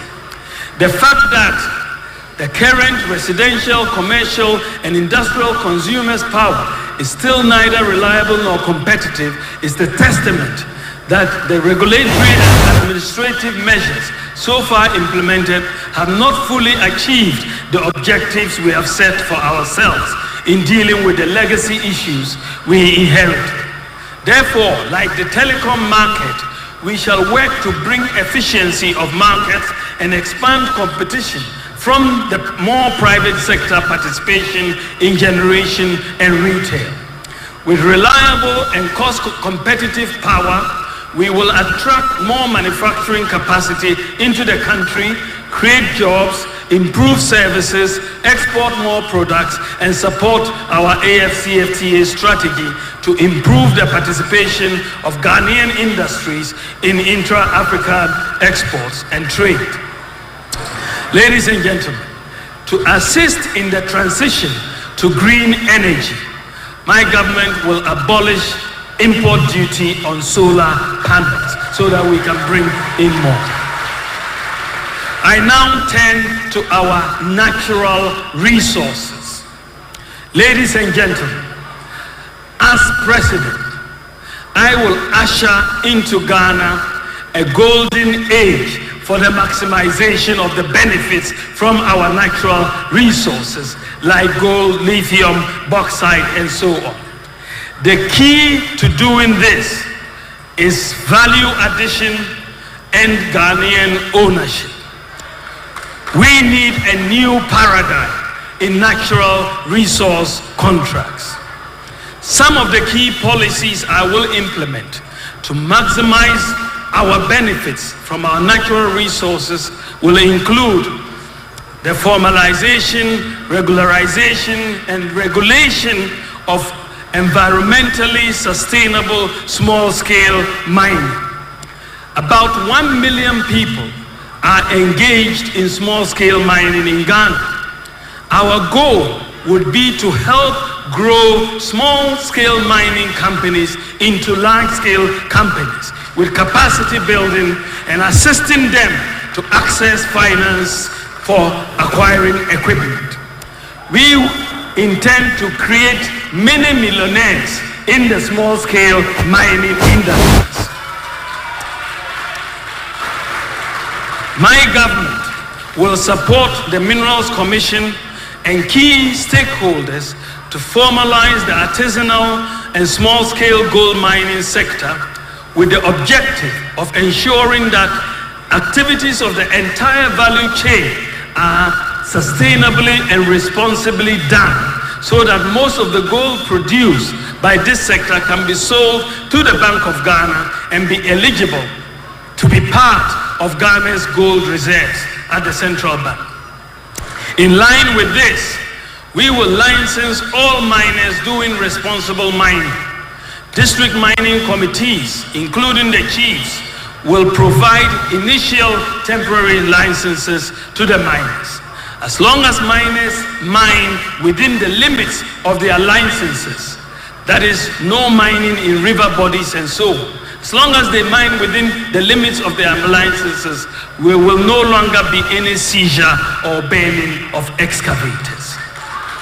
I will fully decentralize the Minerals Commission as well as the Environmental Protection Agency and ensure that they are all present in mining districts. Every Ghanaian small-scale mining operator will register under the Ghana Small-Scale Miners Association with their Ghana card. We will, in collaboration with the large mining companies, convert abandoned shafts into community mining schemes, and we will open more and new community mining schemes. District mining committees would be responsible for reclamation and replanting, and we will institute a pension scheme for small-scale miners like we have done for cocoa farmers. We will introduce vocational and skills training on sustainable mining for small-scale miners in the curriculum of TVET institutions and provide equipment to government authorities in the mining communities to undertake reclamation of land. Ladies and gentlemen, we will also set up a state-of-the-art common user gold processing units in mining districts in collaboration with the private sector. My government will also conduct an audit of all concessions with various licenses and new applications.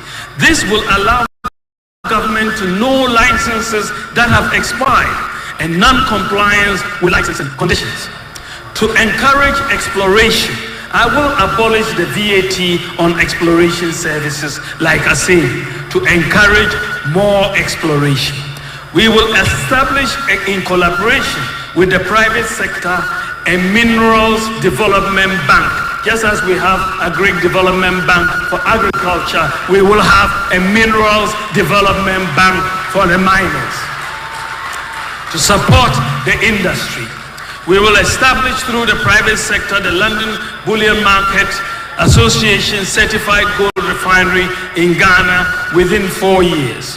And all responsibly mined small-scale gold produced will be sold to the central bank, the PMMC, or the Minerals and Income Investment Fund, MIF, and will be required. All the small-scale gold mined in Ghana, there will be a requirement that they are refined before they leave Ghana. We'll have to refine them before. Ladies and gentlemen, the increase in Ghana's gold reserves to support the city. Ladies and gentlemen, a major factor influencing macroeconomic stability is the consistent depreciation of the cedi against foreign currencies. This is usually caused by pressure on our foreign exchange reserves. Appreciably, increasing our reserves of gold at the central bank, combined with prudent fiscal policy, is therefore one of the surest ways to keep the exchange rate stable. Two policies that helped to rescue the economy from catastrophe in the recent crisis were the Bank of Ghana's Gold Purchase Program and the Gold for Oil Program. The Domestic Gold Purchase Program of the Bank of Ghana is a program where the central bank boosts its foreign exchange reserves by buying locally produced gold with cedis. Before this program, the total of Ghana's gold reserves since independence was 8.7 tons. That's the total we held since independence. This compares to 3,352 tons for Germany, 2,814 tons for the IMF, 2,451 tons for Italy, and 8,133 tons for the United States.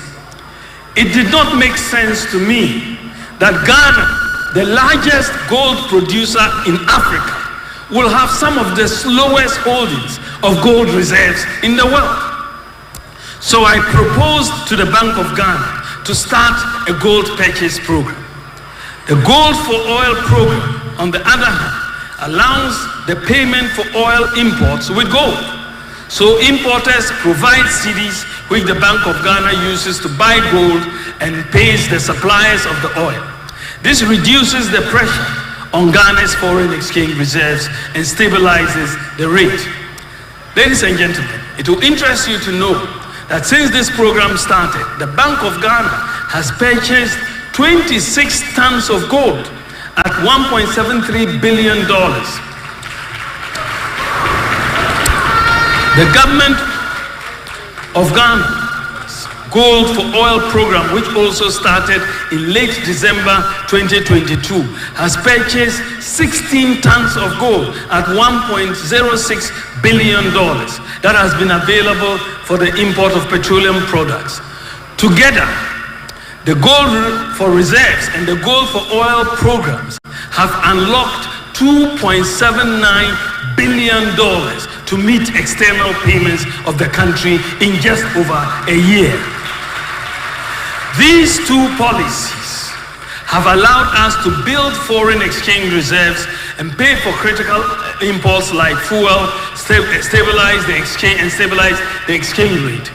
It is important to note that the $2.7 billion that we have unlocked is almost equivalent to the $3 billion loan that we have obtained from the IMF, which is going to be disbursed over 3 years. What is clear to me is that if we had started implementing these policies, say 20 years ago, Ghana would be in a very different situation today. But it is never too late, and we have started, and we will continue. Ladies and gentlemen, given the large amount of gold reserves Ghana has, this is just the tip of the iceberg. Ghana has 7 large gold belts stretching from Axim and Winneba to Nangodi and Laura. According to the Geological Survey Department, the belts cover an area of 43,000 square kilometers, with about 50%, that is 21,000 kilometers, not yet explored. The conservative estimate is that the potential quantum of gold in these unexplored belts is around 5 billion ounces. This has a market value today of 10 trillion US dollars. My government will engage exploration experts from the universities and the geological institutions to assist in exploring our 7 gold belts. However, if even only 5% of the 5 billion ounce estimate materialize, only 5%, it will be a game changer for Ghana. My government will provide the Geological Survey Department and our universities with resources annually to undertake a mapping of areas where we have gold reserves. As a matter of policy, we will legislate that concessions in areas with proven gold reserves that we'll find, 100% of those concessions will be given to Ghanaians and for operations. We can easily raise the capital required and hire the expertise once the gold reserves are proven. Our policy will be to build Ghana's gold reserves appreciably to reach a point where we have sufficient gold reserves to keep our external payments position sustainably strong. This, along with a supportive fiscal discipline, will provide long-term stability for the exchange rate of the city, and at the same time reduce our dependence on the Eurobond market for finance. I believe that the maximization of the benefits from our natural resources will help create jobs, improve livelihoods, and also improve the conditions of service of Ghanaian workers. I now come to industrialization. Ladies and gentlemen, I will continue our policy of industrialization in areas such as agro-processing, cocoa, cashew, shea nuts, and so on. Salt, gold, lithium, refining, and manufacture of batteries and automobile assembly and manufacture. And also empower the local business sector, especially startups and SMEs, to drive investment and growth in Ghana, thus significantly boosting job creation. We must also protect local industry from smuggled imports that evade import duties. Ladies and gentlemen, special economic zones will be created. These are the free zones in collaboration with the private sector at Ghana's major border towns such as Aflao, Paga, Elubo, Sankase, and Tatale to enhance economic activity, increase exports, and reduce smuggling and create jobs. Tema Port will be fully automated and benchmarked to be as efficient as some of the best ports in the world like Hong Kong, Singapore, and Dubai.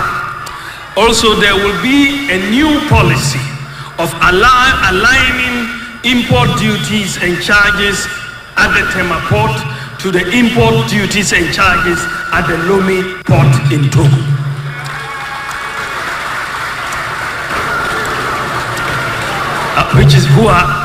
Togo, Lomé is our main competitor. This will reduce smuggling and tax avoidance. Also, for spare parts importers, duties will be at a flat rate per container, 20 foot or 40 foot, and that is what we are going to do. Ladies and gentlemen, let us now move to dealing with corruption. I entered politics to serve the nation. My passion is solving problems.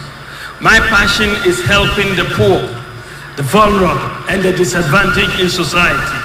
Accumulation of wealth is not and has never been a passion or an ambition. This is why throughout my public life, I have pursued policies, especially through digitalization, to check corruption in places like the ports, the DVLA, the NHIS, the Passport Office, and the Controller and Accountant General Department. So I have a solid track record in fighting corruption, and I have earned a reputation for doing so. Ladies and gentlemen, one of the most potent weapons against corruption is transparency. Many corrupt activities are cash-based. Apart from the obvious economic benefits of moving in the direction of a cashless society, the literature does indicate that the more electronic payments are used in transactions as opposed to cash, the more there is traceability and therefore the less the corruption. I would like to bring Ghana close to a cashless economy in the shortest possible time. So far, the Bank of Ghana has made a lot of progress in this direction by putting in place a lot of the systems and infrastructure required. These include mobile money interoperability, merchant interoperability, the universal QR code system, GH-Link, debit cards, eSwitch, and Ghana Pay. We have put in place the necessary infrastructure for Ghana to go cashless. Recently, the Bank of Ghana has completed a pilot of a digital version of the Ghana cedi in Seshwiwi also. This is known as the Central Bank Digital Currency, or the e-cedi. The e-cedi is designed to work online and offline and will be launched by the Bank of Ghana in due course. In my humble opinion, the e-cedi with appropriate privacy protections will be the ultimate weapon in our fight against corruption because it will provide transparency, reduce the risk of fraud, robbery, tax avoidance, and money laundering, since it will be easy to track the movement of money and identify suspicious activity. The e-cedi will quicken the pace of Ghana's move towards a cashless or near cashless society.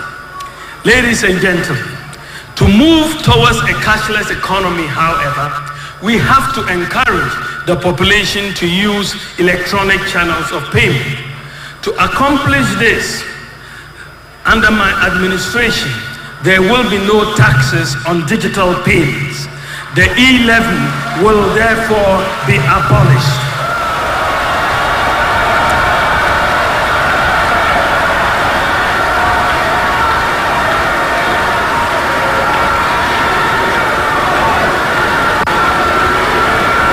Ladies and gentlemen,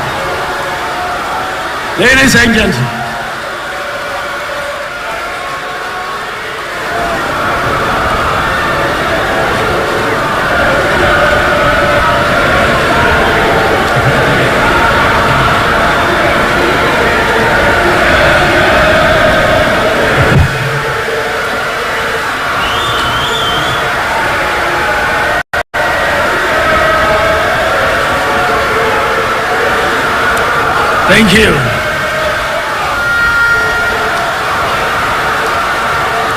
Furthermore, to enhance transparency, I will cause to be published online details of all public contracts for public scrutiny. Ladies and gentlemen, in advanced economies, workers are able to easily access credit to purchase basic items such as televisions, cars, and houses. They are able to do so because the credit system works and it is supported by individualized credit scoring by credit rating agencies. In Ghana, a credit system is yet to develop, and therefore life is harder for workers.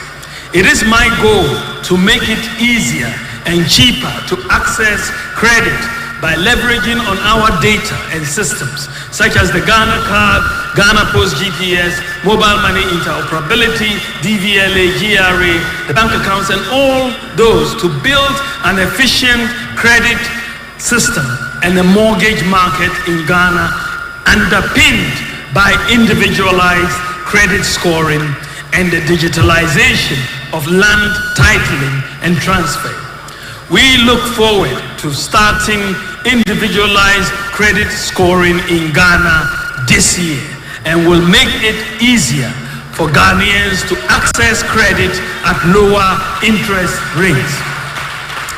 Ladies and gentlemen, I believe that as when it comes to a national development plan, I believe we can find broad contours of a national development plan for which we can find consensus in areas such as education, health, industrialization, environment, and so on.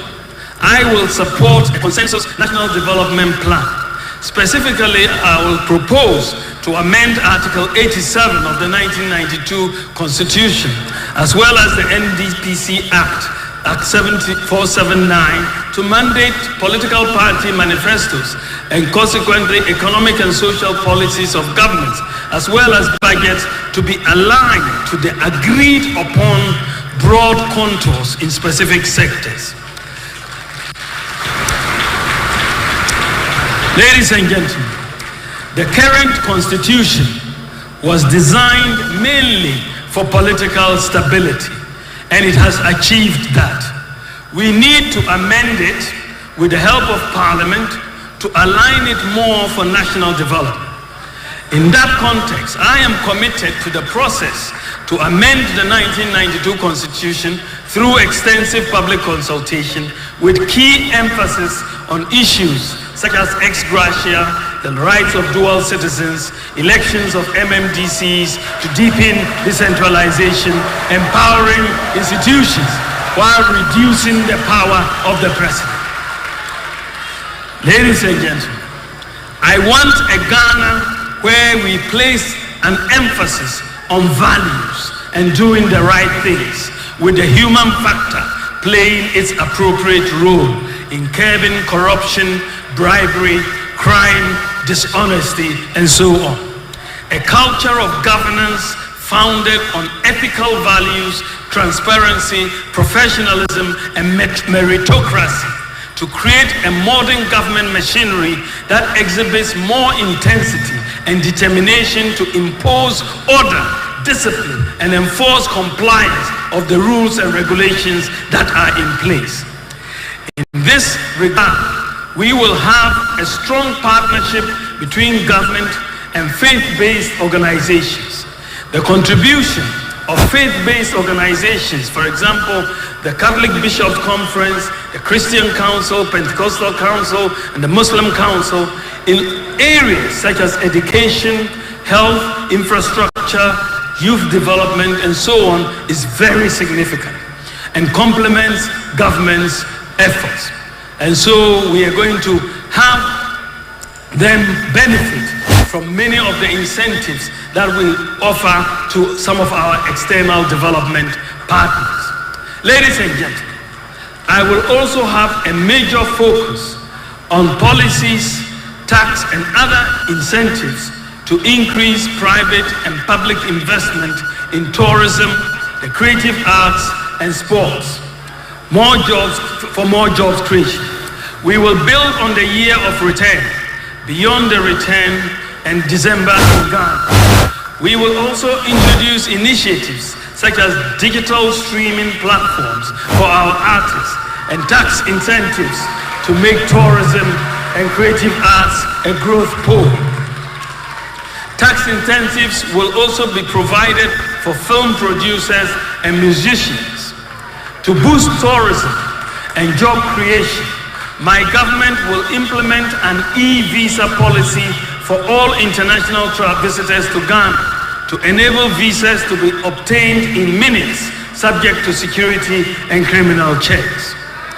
Ladies and gentlemen, sports is a multi-million-dollar industry, an enabler for the youth.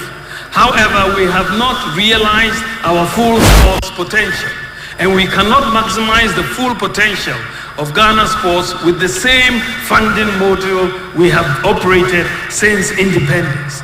My government will therefore prioritize the creation of incentives for corporate sponsorship as a sustainable module of financing sports development and promotion of our national teams, including football, athletics, boxing at all levels. This will take the financial pressure off government and also enable government to redirect more support to other sports disciplines. My government, as part of a broad sports development mission, will establish the Ghana Sports Secretariat, which will be an agency under the ministry, responsible for sports in collaboration with other such as the Ghana Education Service and sports federations. My government will also seek school-level collaboration with international sports bodies like the NBA and the NFL to make Ghana a hub for these emerging sports in Africa, to create more opportunities for our young people. Ladies and gentlemen, we have already tried this with the NFL, the governing body for American football, which agreed to host in Ghana in 2022 the first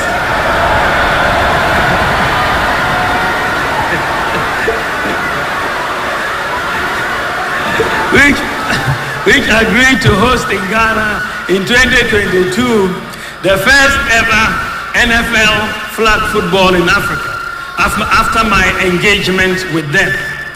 This paved the way for 10 young Ghanaians to be selected to the United States to represent Africa in the global NFL tournament last year. Another set of young Ghanaians who were picked after the second NFL Africa football was also held in Ghana last year are currently in the United States to represent Africa.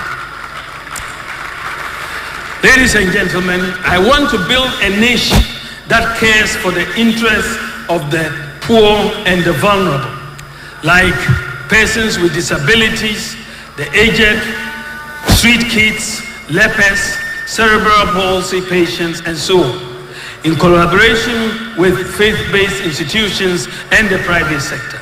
My government will also focus on special needs. To start with, we will recruit special needs teachers, train teachers on how to work with special needs students. We will also more language therapists and occupational therapy. Ladies and gentlemen, we have secured visa-free travel to a growing list of countries for the benefit of our citizens and businesses. However, the acquisition of passports by Ghanaians at home and abroad has continued to be difficult for many, even though it has significantly improved. So far, Ghana has about 4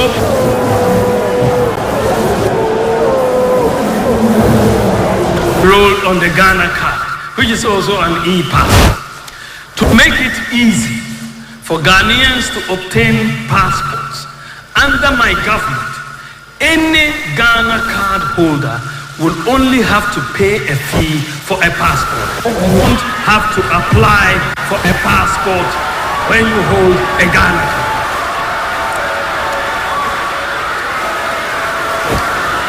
If you are a holder, we were invited to this program, and then I think it's laudable the ideas they are trying to bring involved on what and then we think powerful. It is because support any candidate who is coming to help us in this country. Thank you.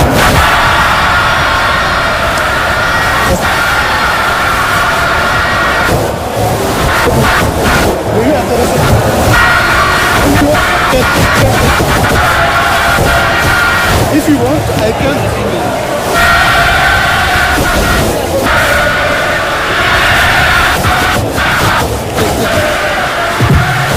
Just your appreciation. So, if you for your passport and pay for it, take it to your home using your digital address.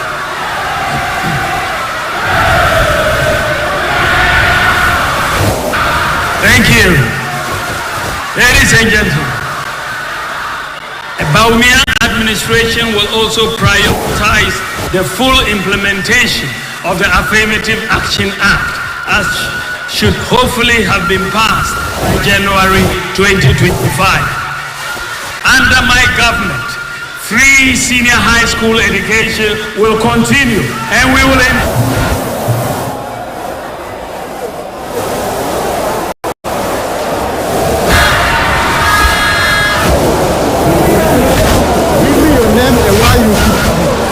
structure well. Okay, my name is Abdurrahim, and for medical. To look at the speech of the Vice President of Ghana, and we are hoping most of the these are just visible, and it's something that is good. Ideas comes to power. Covered every sector. It's possible that whatever they say as politicians is something that should come to pass. Mostly we situations and we, but then sometimes we do not get some of the things when power is given to them. And we are hoping that most of the things that are said are positive and they are good things. And we are hoping that in case the Lord is given to him, he is able to deliver as he has said. Thank you.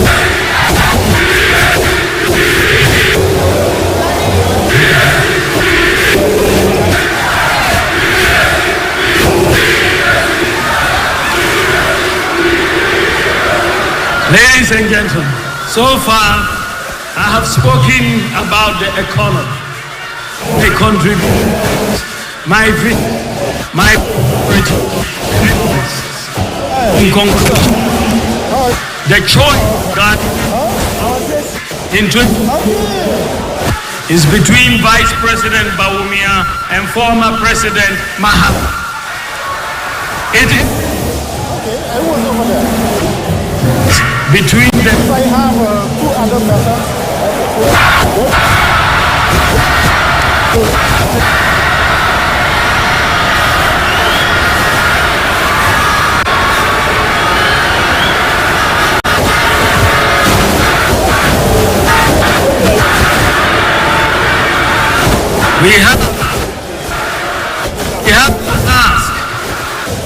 We have to ask ourselves a number of questions. Making, if you want someone you can trust to innovative and impactful ideas,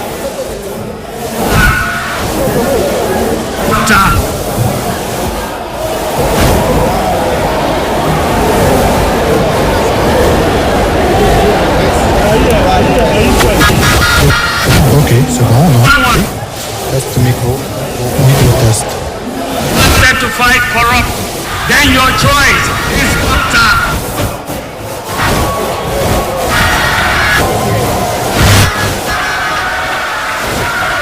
And if you want someone you can trust to work hard and tirelessly and selflessly for Ghana, it is Micro test,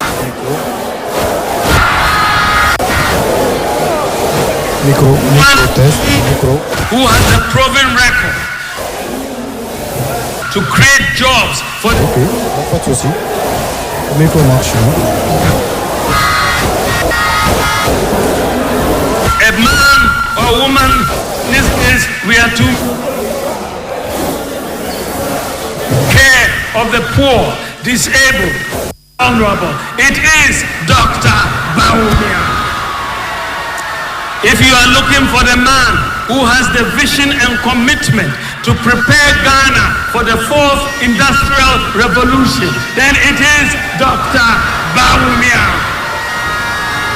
If you are looking for the man who is protecting and using our of all, it is Dr. Bau who will be more accountable to Ghanaians. A one-time president like my competitor, person who can look to the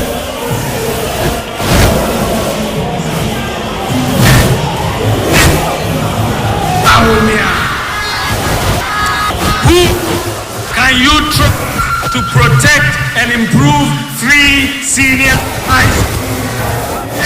It is Dr. Bawumia. Who do we trust to improve the national health scheme and improve the quality of health care in Ghana? It is Dr. Bawumia, who has demonstrated a commitment to the development of the tribal community. Is Dr. Bawumia. Gentlemen, many people in Ghana since independence.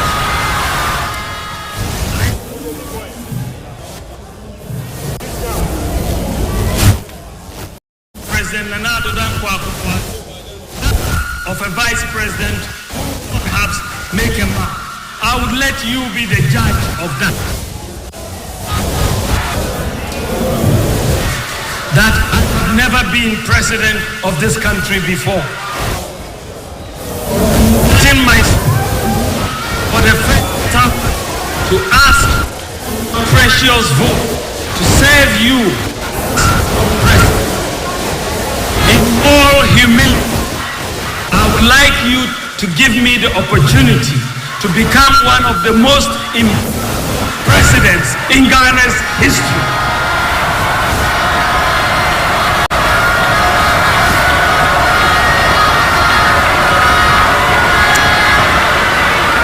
I have outlined many that should put us on the right path and transform our economy. I know that many of us might be tempted to say that we have heard many bright and even brave ideas before, and that will be true. Many will say the problem we have of ideas, but implementation. Many will say the problem is I offer only what has guided me throughout my life. Hard work, personal integrity, accountability, and selfless leadership. I am determined to make a difference.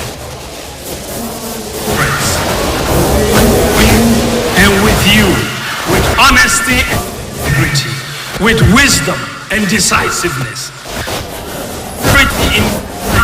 as to what I want to do from day one if you make me president.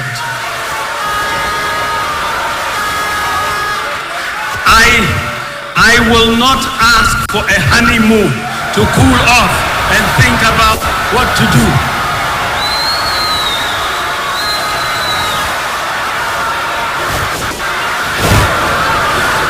I am prepared and ready to work. Give me the opportunity. You know what I stand for.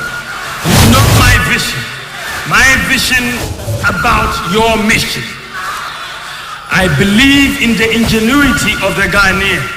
Together, in building a progressive society of possibility, open opportunities, and a shared prosperity. Born or poor, from the north, from the south, born Christian or Muslim, a boy or a girl. With support, God's guidance, we can win together. It is possible. Thank you for God bless you and God bless our homeland, Ghana. A big round of applause for His Excellency and the leader of the New Patriotic Party, Mrs. Bawumia. Please join your husband on stage as we acknowledge the responses from the audience. Ladies and gentlemen, a big round of applause for Dr. Mahmoud Baumia. Again, sometimes you come home. Last year was a problem. This year, wave your flags, wave your flags, wave your flags, wave your flags. It is. It is. It is.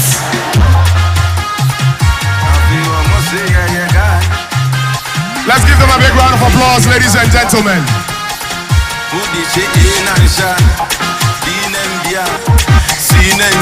And as they resume their seats, please let's all resume our seats.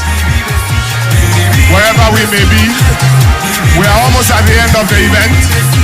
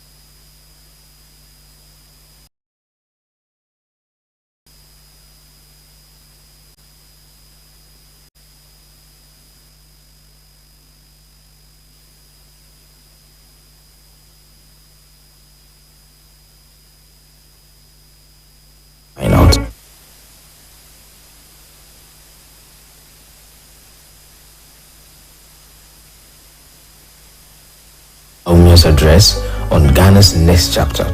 Expectations are high for both